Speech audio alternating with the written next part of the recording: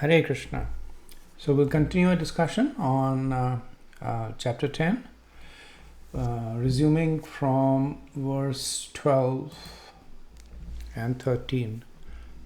Arjun vacha param brahma param dhama pavitram paramam bhavan purusham shashvatam divyam adidevam ajam vibhum ahustvam rishaya sarve devarshi naradastatha asito devalo vyasah swayam cheva bravisime.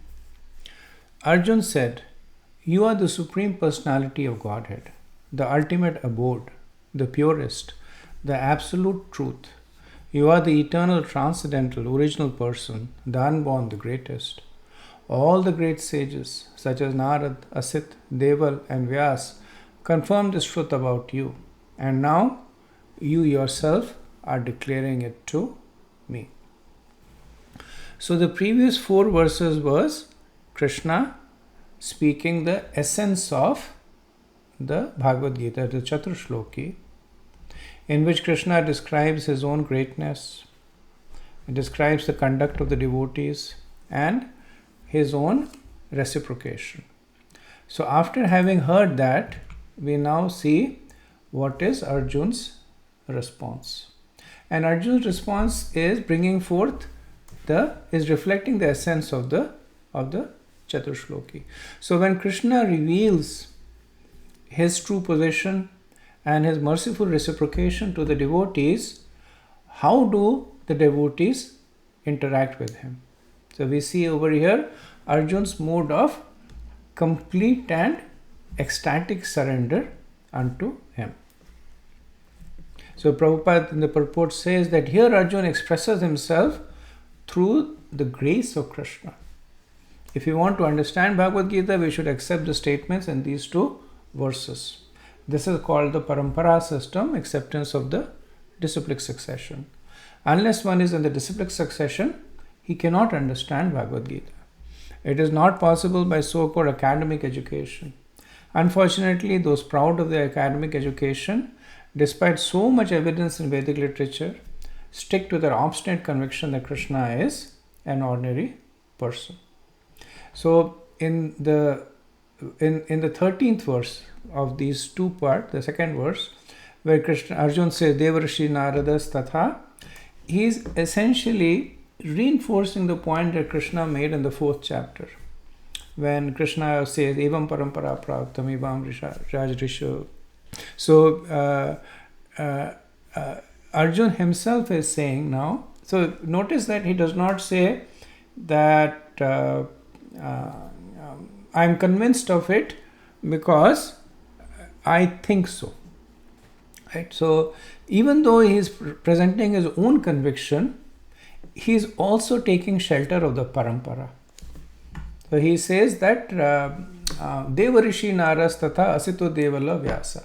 So these are all great sages, Narad Muni, Asita, Deval, and then Vyasa. Right? He is saying all these people who are exalted sages, they say this about you, and you yourself are saying it. Right? So the words of Krishna, the words of the gurus, they are our authority. Not what we think or what we feel or what our neighbor tells us or what has been handled to us through some family tradition. Not all of that. Essentially, what Krishna says, what the scripture says, and what the disciplic succession says. So in accepting Krishna's position, Arjun is demonstrating his understanding of the point Krishna made in the 4th chapter, that this knowledge has to be received through an unbroken bona fide disciplic succession. Now let us see what is Arjun reflecting his understanding as. So he says that Param Brahma. So Param Brahma is basically explaining that everything is Krishna. So Brahma is the sum total of all the existence, the material and the spiritual. So in the Taittiriya Upanishad, it is said, Satyam Jnanam Anantam Brahma, that you are Brahman, eternity, knowledge and bliss. So this is a reflection of the first verse of Chaturshloki, where Krishna says, Aham Sarvasya Prabhu. Krishna said, I am everything, and Arjuna said, I understand. You are everything, you are Param Brahma. Then Arjuna says, Param Dhama. So Dhama means that you are the shelter of everything.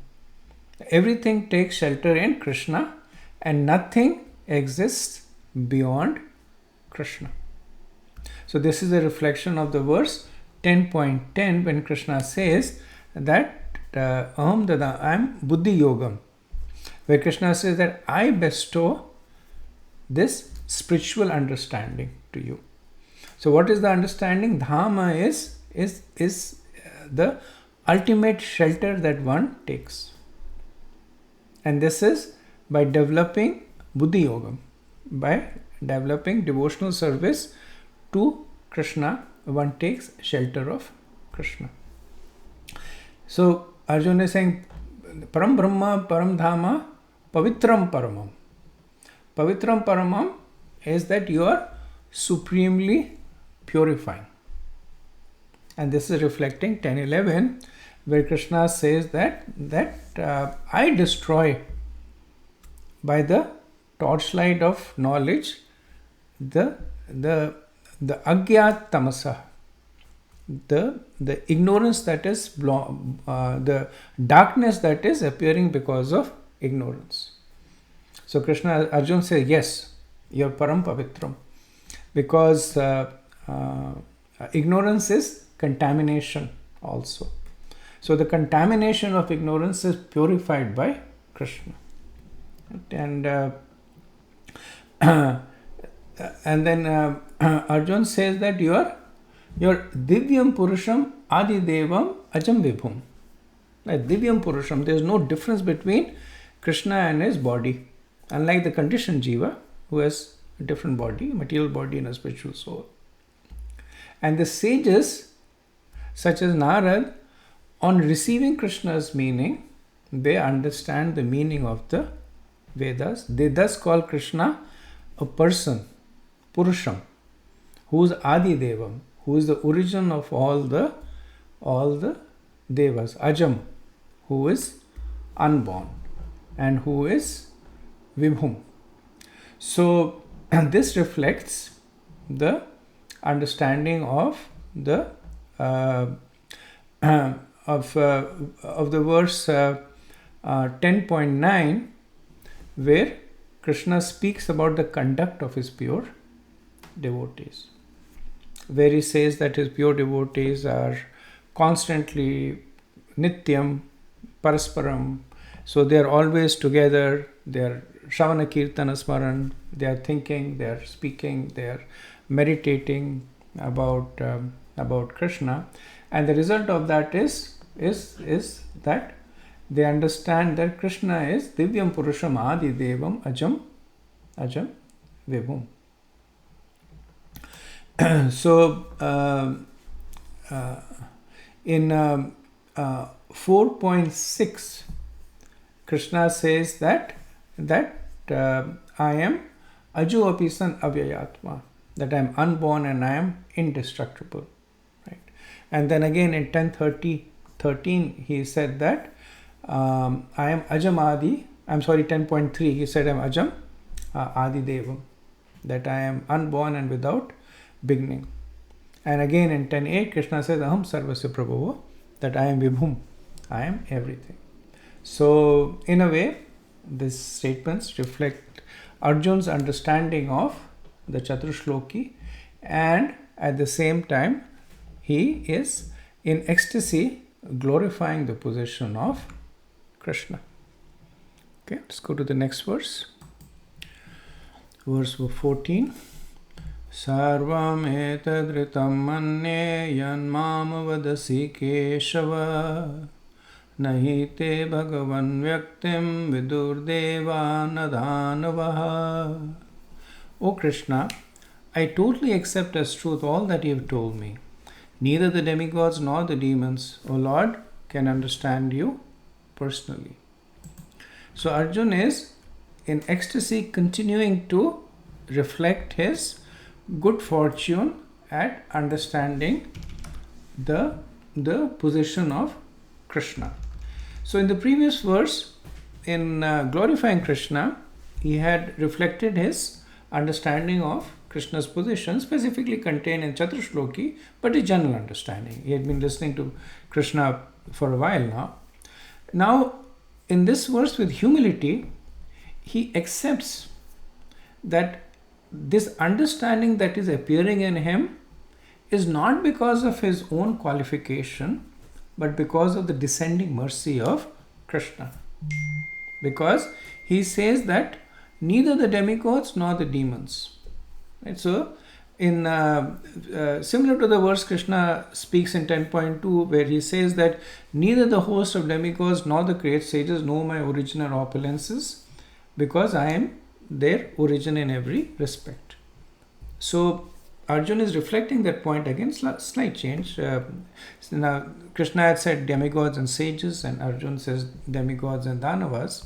But the underlying point is the same. The devas are expert in Karam Kand, they're expert in Sato, in mode of goodness.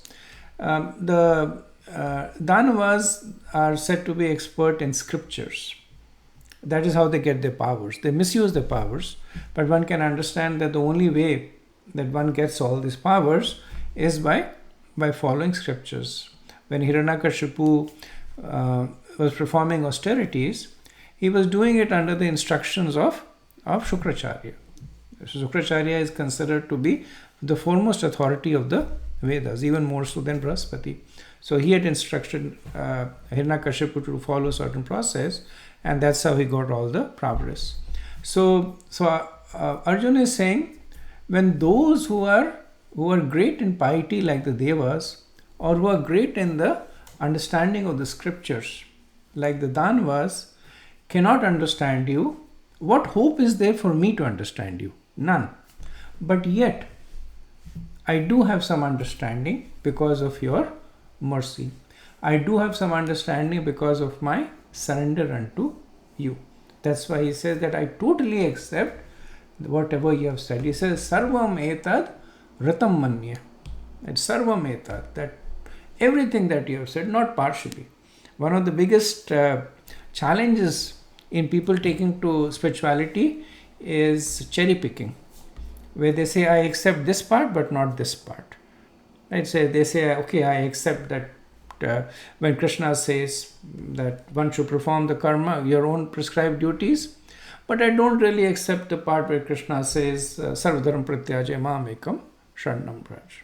So when they, based on their own conditioned nature, when they cherry pick things, then it is actually worse than being atheist, because then you are actually abusing the scriptures. So that's why Arjun says, Sarvam etad ritat manya. I accept totally everything that you have said. Also, ritam, which is completely true, means that Arjun is also indicating that he accepts the fact that whatever Krishna has said is factual. It is not self-glorification, it's not poetic exaggeration, but it is factual. So Arjuna addresses Krishna as O Lord of all. He addresses Krishna as Nahite Bhagavan Vyaktim, that you are full of the 6 wonderful qualities.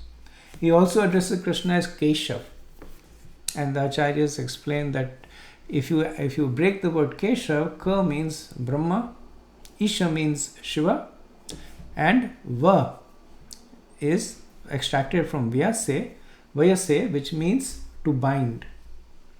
So the word Keshav means one who binds Brahma and Shiva. So this is the position of Krishna, that even though Brahma and Shiva are exalted demigods, but they are bound by the orders of Krishna, or they are bound by the love of Krishna, or they are bound by the illusion of Krishna, that they cannot understand his self completely.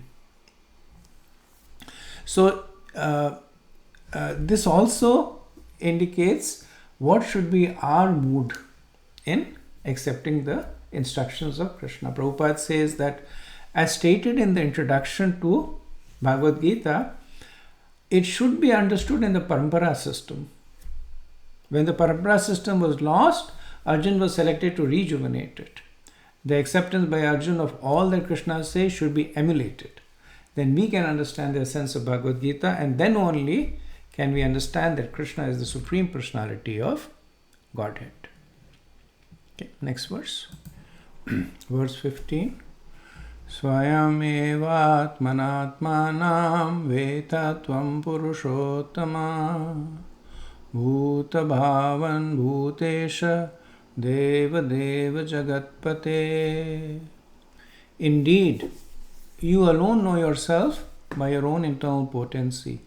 O Supreme Person, origin of all, Lord of all beings, God of gods, Lord of the universe.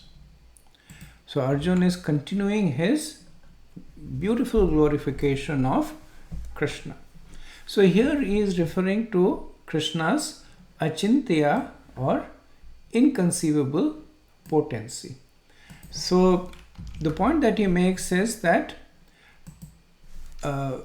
you alone know yourself by your internal potency.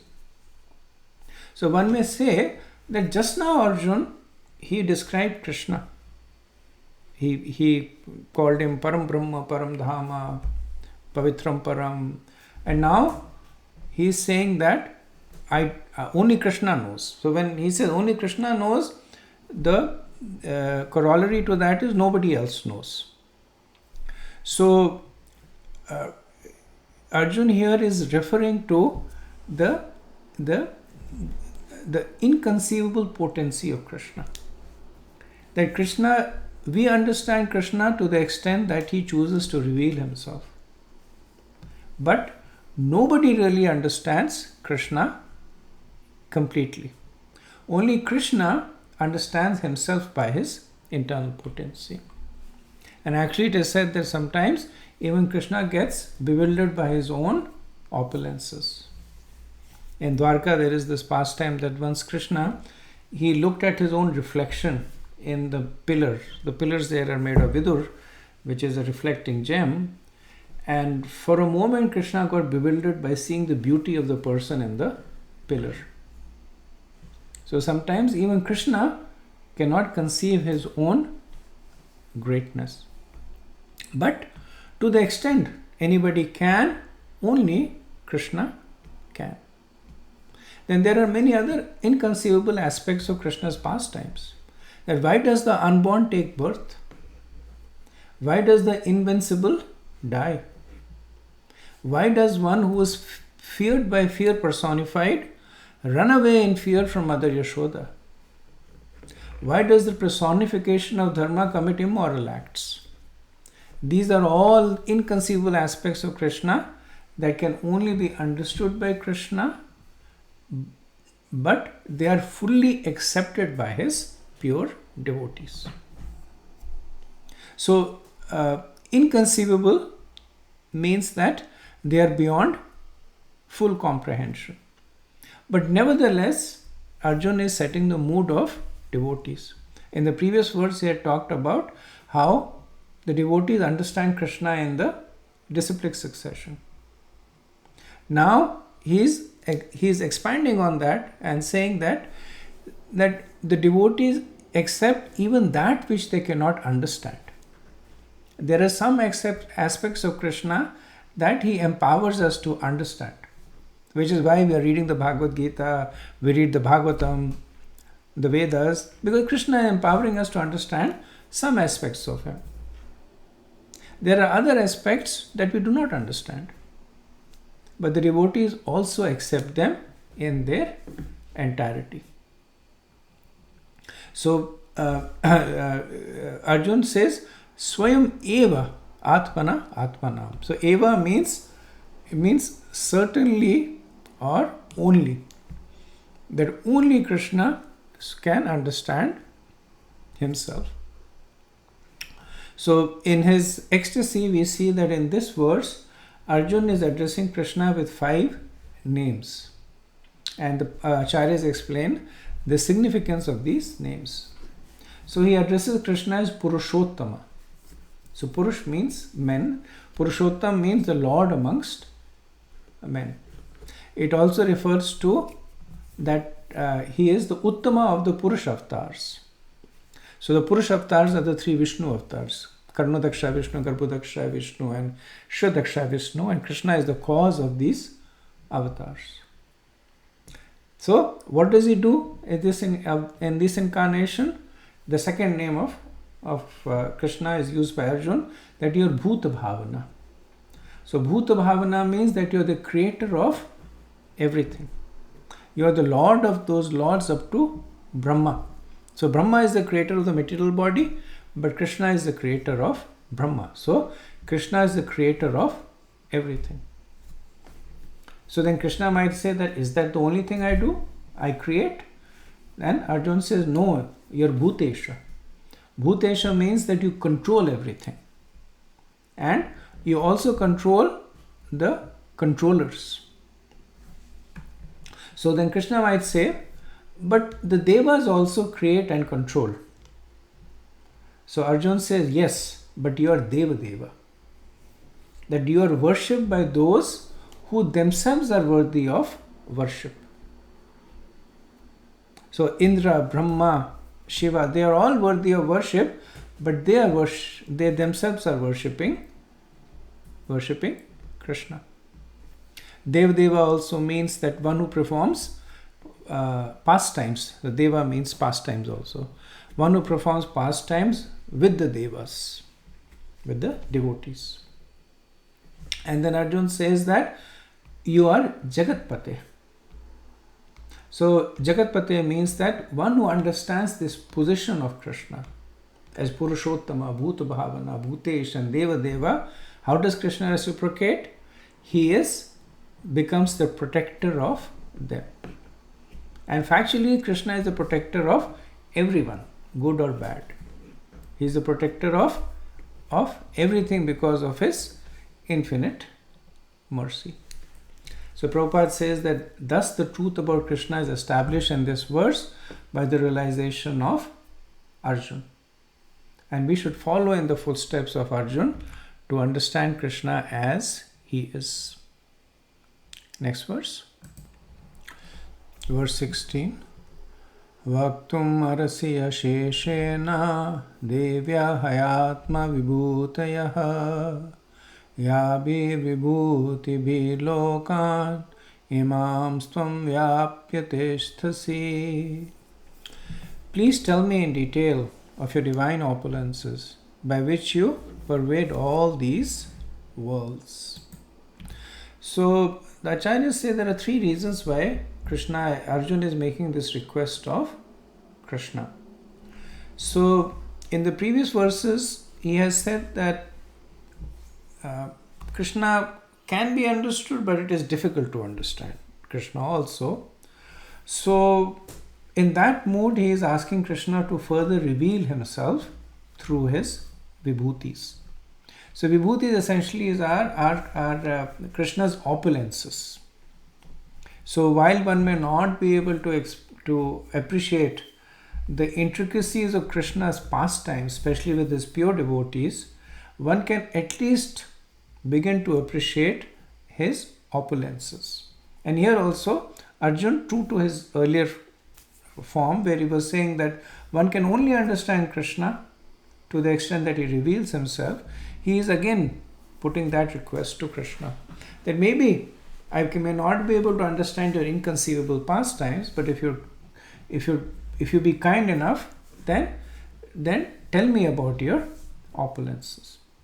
The second point is that this is a reflection of love. So Prabhupada gives this example that if there is a person who is very much in a mundane sense, there are people who follow sports people. Somebody may follow a cricketer, and then that person, he will go and want to know everything about the cricketer. What is his batting statistics, where was he born, who is his wife's name, what is his favorite dish. So that is just a reflection of the attachment of one person to another. So Arjun, in his mood of attachment to Krishna, wants to know more. And the third point Srila Prabhupada explains is that it is used to create a point of engagement for the materialist and the impersonalists. Because the vibhutis are Krishna's opulences that are manifested in the material world. And the impersonalists and the materialists, they may not be able to appreciate Krishna in the spiritual form, but because they are very much engrossed in the material conception, they can at least see Krishna over there. So Prabhupada says that people in general and the impersonalists in particular concern themselves by the all-pervading nature of the Supreme. So Arjuna is asking Krishna to talk about those energies or the vibhutis. Okay, next verse. Okay, verse 17. Katham vidyamaham yogim stvam sada parichintayan keshu keshu cha bhaveshu chintyosi bhagavan maya. O Krishna, O Supreme Mystic, how shall I constantly think of you, and how shall I know you? In what various forms are you to be remembered, O Supreme Personality of Godhead? So Arjuna is continuing to put his request in front of Krishna. So he addresses Krishna as Yogim. He says, O Master of Yogamaya. So this is Krishna's internal potency that Arjuna is addressing to.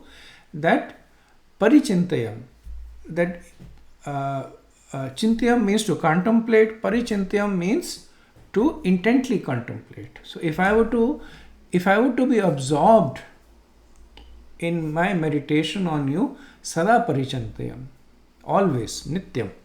And that's a quality Krishna had stressed of his devotees, that they're always absorbed. So here he is saying that Sada Parichintayam, that if that is what I aspire to do, how should I understand you as the master of Yogamaya, full of unlimited auspicious quality? So then Krishna might say, but I have already told you that I am revealed by my internal potency to my devotees. Bhakti mam abhijanati yavanya chashmi tattvata. That only by bhakti can I be known in truth. So Arjuna says, yes, but in what objects, bhaveshu, can I think of you? How can I perform bhakti? By thinking of you in various objects. In which objects do you reveal yourself? Keshu keshu bhaveshu. So that I can meditate upon you. So Arjuna is of course the pure devotee, but he is speaking on behalf of us, of those who are still not able to directly connect with Krishna. So for them he is saying that these people can only be, so the level of contemplation is limited to the material world. But yet their desires are pure. They have a strong desire to connect with you, to come under your internal potency. How can they do this? And the answer to this is given by Krishna in describing his vibhutis. So Prabhupada says the common man who has no love for Krishna cannot always think of Krishna, therefore he has to think materially. Arjuna is considering the mode of thinking of the materialistic person of the world. The word keshu keshu cha bhaveshu refers to the material world. The word bhava means physical things. Because materialists cannot understand Krishna spiritually, they are advised to concentrate the mind on physical things and try to see how Krishna is manifested by these physical representations. Next verse. Verse 18. Vistranyatmano yogam vibhutim cha janardana bhuyah kathaya triptirhi shanvato nasti me mritam. O Janardhan, again please describe in detail the mystic power of your opulences. I am never satisfied in hearing about you. For the more I hear, the more I want to taste the nectar of your words.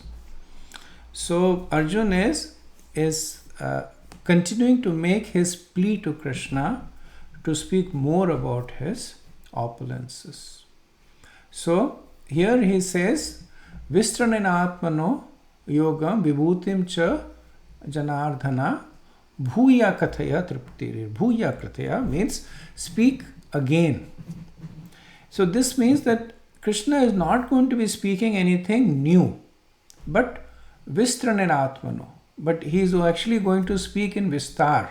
He is going to expand on what that he has already spoken. So in the previous chapters, Krishna has given essential understanding about himself. He says in the 4th chapter, 6th verse, says, Ajo api sanavya bhutanam ishwarasam, that I am unborn. And then in the 7th chapter, he says, Rasoam Konteya. He gave a brief glimpse of his vibhutis, right, where he says that I am the taste of water. Then earlier on in this chapter, he says, Aham sarvasya prabhava, that I am the source of everything. Right. So Krishna might say, but I have already told you. I have spoken the Chaturshloki, I have spoken the 7th and 8th chapter, spoken the 9th chapter. So I have already told you so much about myself. And Arjuna says, yes, you have told me, but Vistrena. But would you kindly expand upon it? He addresses Krishna as Janardhana. So Janardhan is, so Ardhan is people.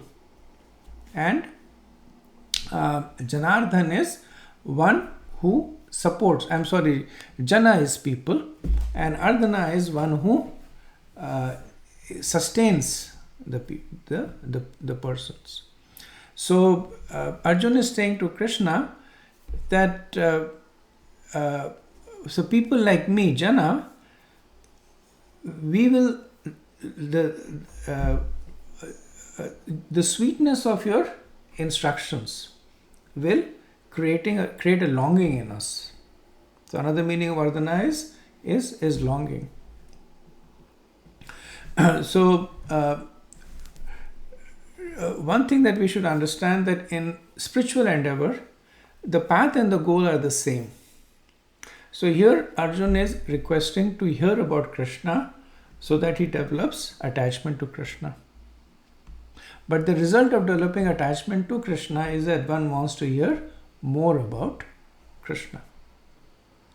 So bhakti is both the means and the end. Prabhupada says that this is something that is unique about Krishna. That one will never tire about hearing his pastimes. So every Janmashtami we hear Krishna's appearance pastimes. In Kartik we'll hear Krishna's Damodar's pastimes. At Narsingh Chaturdashi we'll hear the pastimes of Lord Narsingadev. But we never tire. The pastimes are the same. So when you sit and watch in many temples, there is the children do the play for the appearance of Lord Narsingadev. And everybody knows how it's going to turn out. But even so, towards the end when Lord Narsingadev appears, everybody is like, Hari Bol, Hari Bol. There is ecstasy and happiness and surprise. And that's not artificial. That's the nature of Krishna's pastimes. So Krishna's pastime, Prabhupada says that Amritam. Mritam means something that dies. Amritam means something that never dies. So they are amrit, they are nectar. The more you hear about it, the more you will appreciate them and the more you will want to hear about them. Next verse. Verse 19. Sri Bhagavan Uvacha Antate Kathishyami Devya Hayatma Vibhutayah Pradhanyatah Kuru Sreshtha Nasti Anto Vistarasya Me.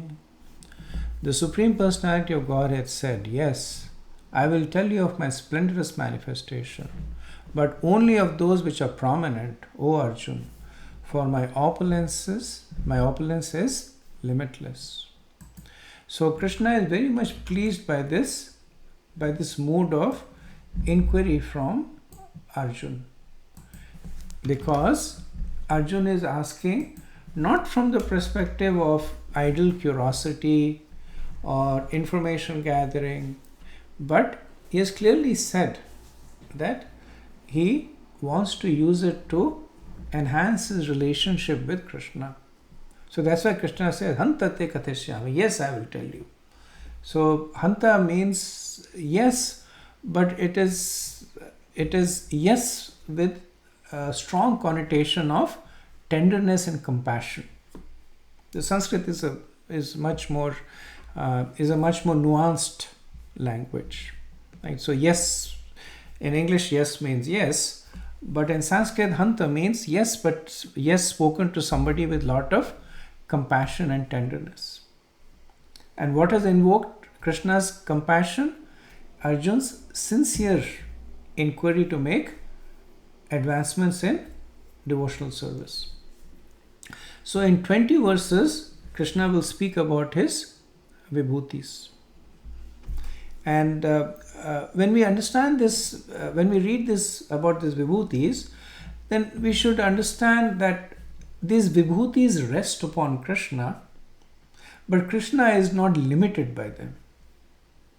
So that is why Krishna also makes this point over here, that pradhanayatah kuru sreshta nastyanto vistarasya me. So he says that my opulences are unlimited. I cannot speak of them. Anantashesh has been speaking of them by his millions of mouths since time immemorial, and he has still not reached the end of my opulences. So I cannot speak of all of them, but pradhanantyaha. So, but I will speak of the prominent ones. Now, prominent in this case is to be understood in the context of the question that Arjun has asked. So, these are not Krishna's prominent opulences in entirety. Because here you will not see Krishna talking about his relationship with Srimati Radharani or Yashoda Mai or Nand Baba or with his Sakhas. Those are his prominent opulences. How Krishna interacts with his pure devotees. But here Pradhanyanta means that Arjuna has asked Krishna that how can I see you in this material world? So within that context, even those opulences are infinite. Within that context, Krishna is saying that I will speak of only those that are prominent. So in this 20 verses, Krishna will talk about 72 opulences. And they generally belong in two categories. So in some cases, Krishna presents himself as the best in the category. That of the people, of the humans, I am the king. The king is considered to be the best. So 58 are in that category, best. And 14 he represents himself in relationship as the essence. And that comes out to be 72. Other acharyas have also calculated these opulences as 84. And the reason is that in some cases Krishna will talk about multiple opulences in the same line. So sometimes they're counted as one, sometimes they're counted as multiple. So some acharyas count them as 84 opulences, 65 as best in the category, and 95 as ascents. So in the next discussion, we will talk about these opulences of Krishna. Thank you very much. Srila Prabhupada ki Jai. Hare Krishna.